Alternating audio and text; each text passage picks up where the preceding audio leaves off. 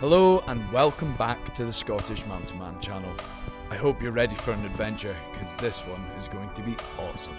I have been a fisherman and a food lover all of my life. When it comes to food, I don't think there's anything more satisfying than sourcing your own food, whether it's fishing, hunting or foraging. We were on the hunt for one of Scotland's tastiest shellfish, so here it is, my Scottish scallop catch and cook.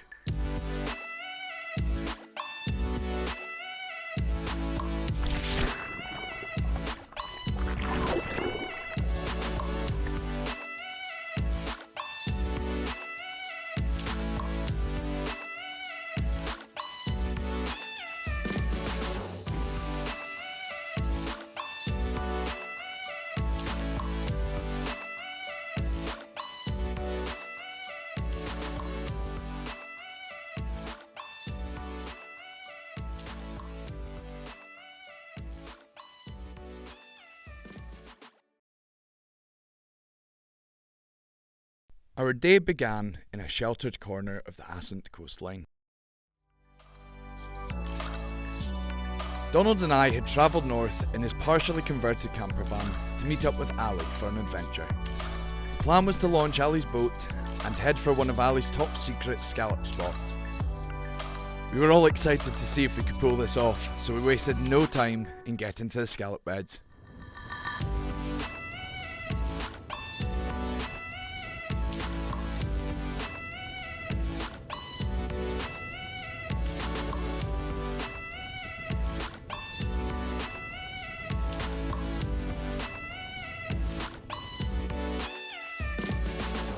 We arrived in no time at all. Ali had taken us to a location he had foraged scallops from before, so we felt confident they were going to be eating well that night. Donald, being an experienced recreational diver, it was his job to get in the water and put his free diving skills to the test. So we dropped the anchor and helped Donald get suited and booted. We had timed our trip so that Donald would be diving at low tide. There's a good reason for this.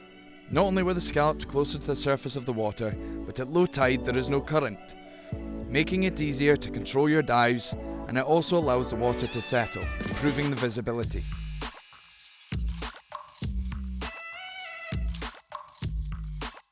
Donald finished getting geared up and it was time to dive.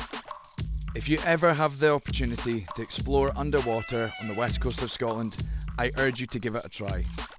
It's like entering a whole new world.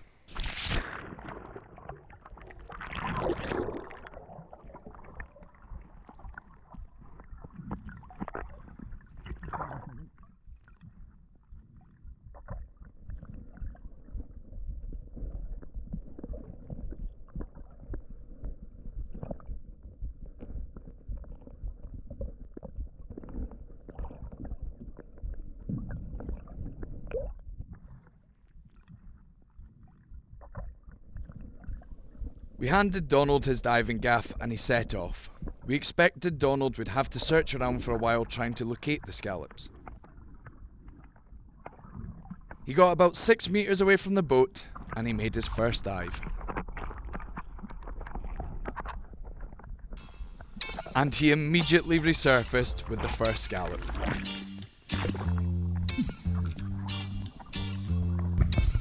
What a legend! Straight in! What an absolute beast! Oh! Couple more of them and we'll be eating fine tonight, son. Donald wasted no time at all and got straight back to work. We were off to a flying start, and we wondered if it was just a bit of beginner's luck.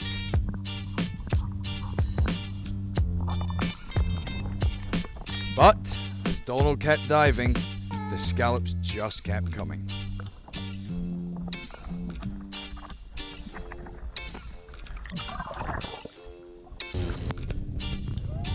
Hold on.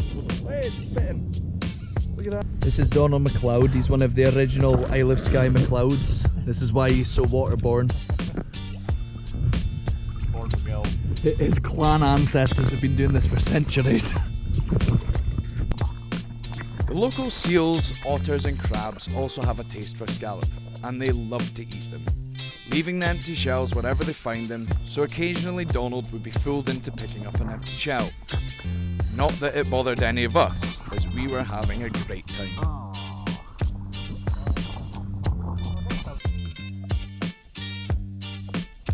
Donald had turned into a scallop spotting machine by this point. The scallops live in the gravel and the sand on the seabed amongst the seaweed. They are very well camouflaged, so every time Donald appeared beside the boat with more, Ali and I were amazed. Big scallop, that. Do you mind if I...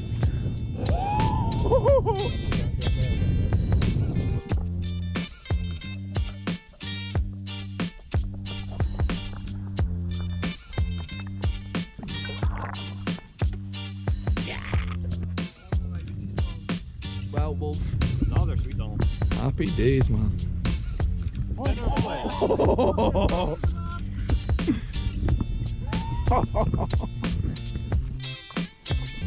Although Donald makes this look ridiculously easy, trust me when I say it's not.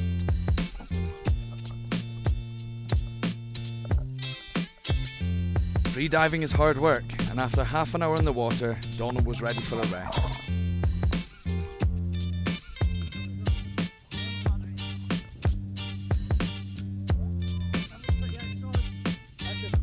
We hauled him onto the boat and he took the chance to rearrange his weight belt as Ali repositioned the boat.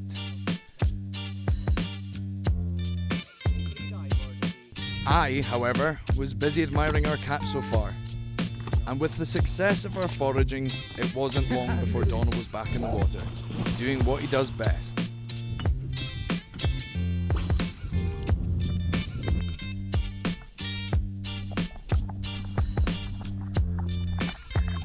We managed an impressive haul, but with most wild food foraging, we planned to be careful and conservative with what we kept. If you abuse a natural resource like a scallop bed, it will soon disappear. So after keeping 9 scallops for our dinner that night, the rest were returned to the seabed. It's best to leave behind the largest and the smallest scallops in a bed, as the larger scallops are the breeding stock and the smaller ones are still juvenile. Nice, that's a good one to end on.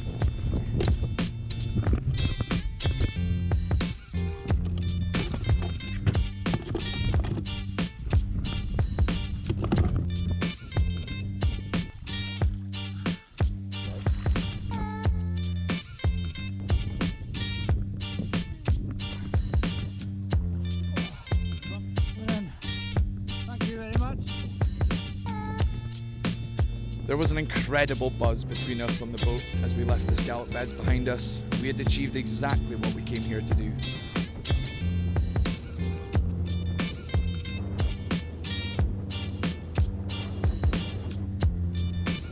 There was one more stop we had to make on the way home, and I couldn't wait for this one.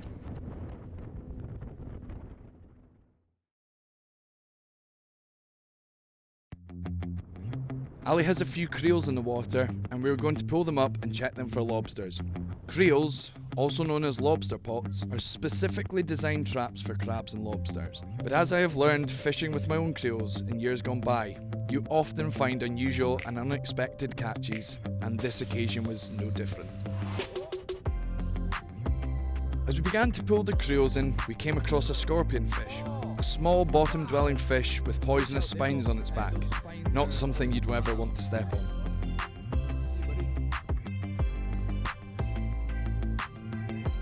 Then there was a lobster that was a bit on the small side, so we let it go. Almost every creel had small crabs inside, mostly green shore crabs and velvet crabs, which are both very common. Then another surprise, as a cheeky dogfish had managed to get into a creel. These small sharks mainly eat crab and dead fish, so it's absolutely no wonder it wanted to get into the creel.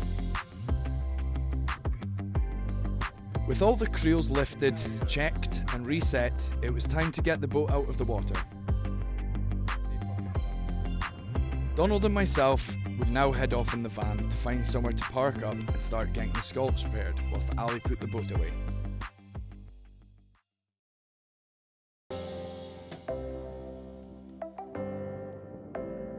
With the van parked up for the night, I was ready to get started on the scallops.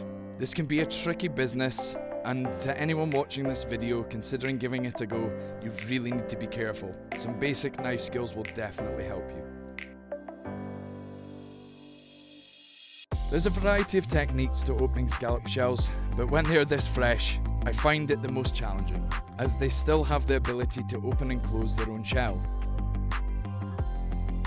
A scallop shell has two different sides, a rounded side and a flat side. My aim is to run my flexible knife blade down the inside of the flat shell, freeing the scallop meat from the shell and allowing it to open.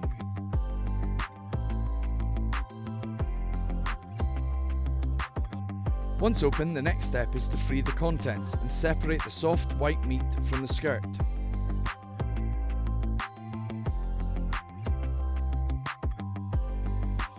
Some people like to eat the orange roe as well, but on this occasion, we just wanted the white meat. The rest would be used as fishing bait.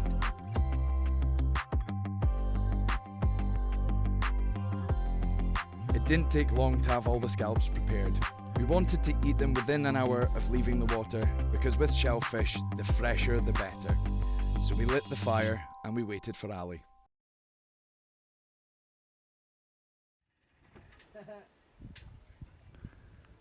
Just getting a little plug for your business there, bud. That's a good one. With the team back together and the coals fired up, it was time to get cooking.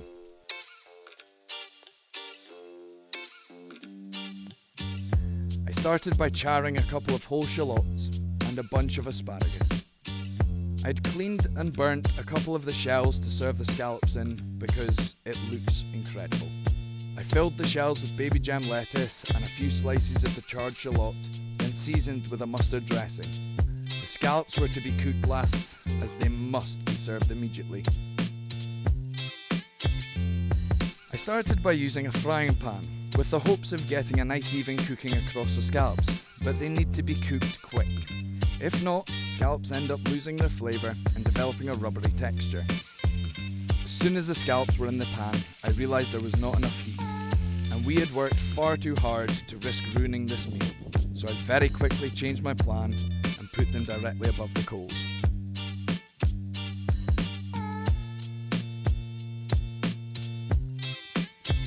You got the right colour now, Donald?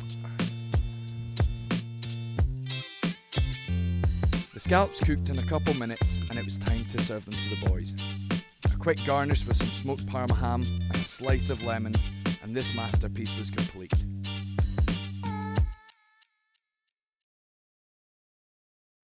Yeah, swing round. Oh, my finger. No, that's it. You don't need to Have just it release it. Yeah, no, swing it right now. It's just sometimes you need to like Circus pull works it on forward.